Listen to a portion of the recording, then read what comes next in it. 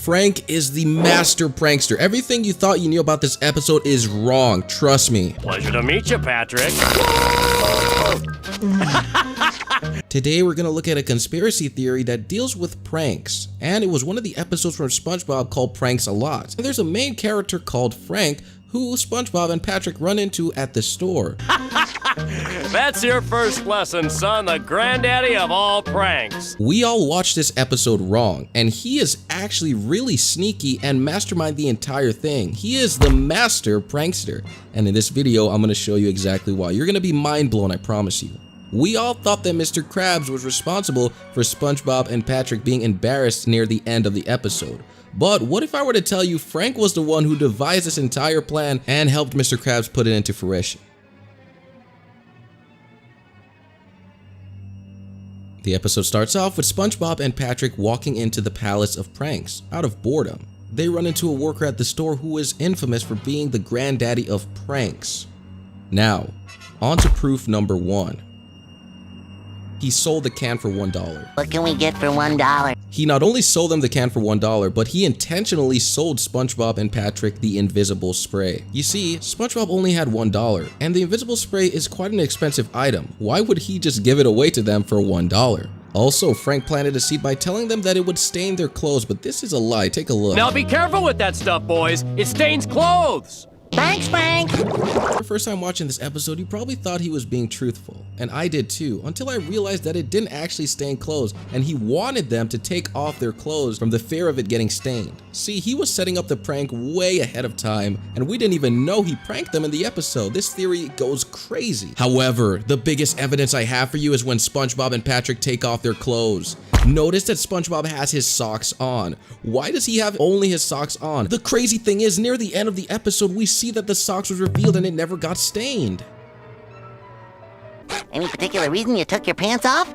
Well, that stuff stains clothes, right? Proof number 2. This is getting really scary, guys. So we already know that Frank set this whole thing up. He sold them the can of paint, intentionally knowing they would turn themselves invisible, and planned the entire thing from the beginning. The crazy thing is, Frank didn't only prank SpongeBob and Patrick. He pranked the entire Bikini Bottom community. Guys, through Patrick and SpongeBob's pranks, he actually pranked everyone in Bikini Bottom.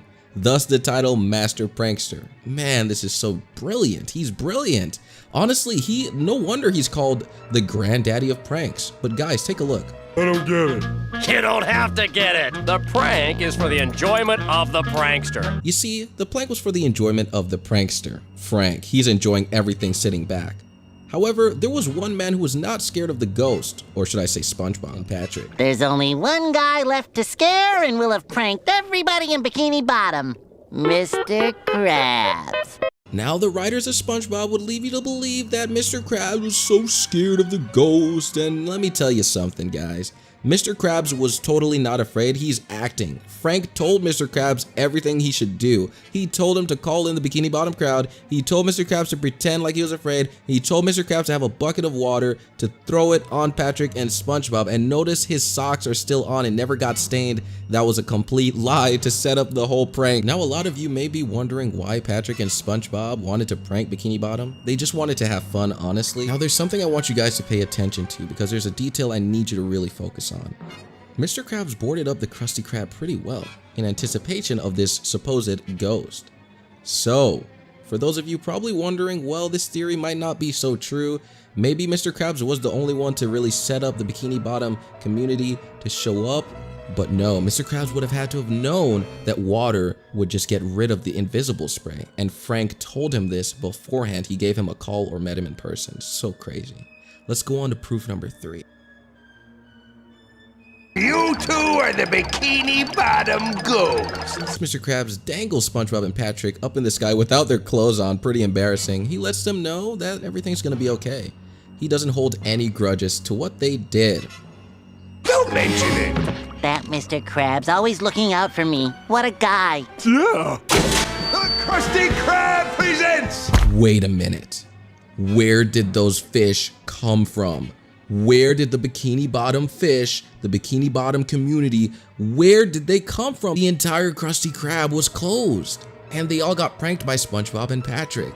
Someone must have told them ahead of time to come in because this is planned. This whole thing must have been planned. And this is why I try to tell you guys, this episode is not what we thought it was. We've been watching this episode wrong for freaking years. You see, Patrick, Frank here is the master. Frank truly is the master, because to devise a plan so complicated, complex, intricate, it is just so insane to me that I just did not realize this beforehand.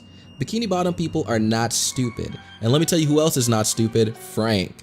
Frank planned this whole thing the entire time. Yes, we didn't see Frank near the end of the episode ever again, but everything he did was set up. You see, the pranksters like to sit back and watch the chaos ensue. They don't really like to be putting too much effort into it. Not in the sense that they don't try, but they like to sit back and watch the prank kind of happen, almost like a domino effect. I must say the writers of SpongeBob are very clever for this. Remember, this is just a theory, but I still believe this is probably the most legit SpongeBob theory you are gonna ever hear, just because of the socks thingy.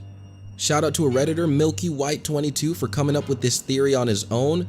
If it wasn't for him, we would have never known this episode had this crazy twist.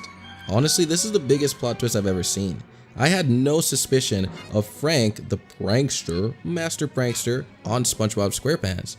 And looking back and reading into this theory really showed me some things, and it showed me that I need to pay more attention to SpongeBob episodes. SpongeBob is very layered. Yes, it's a cartoon, but it's very layered and very detailed. Sure, the continuity may not be the best thing on the planet.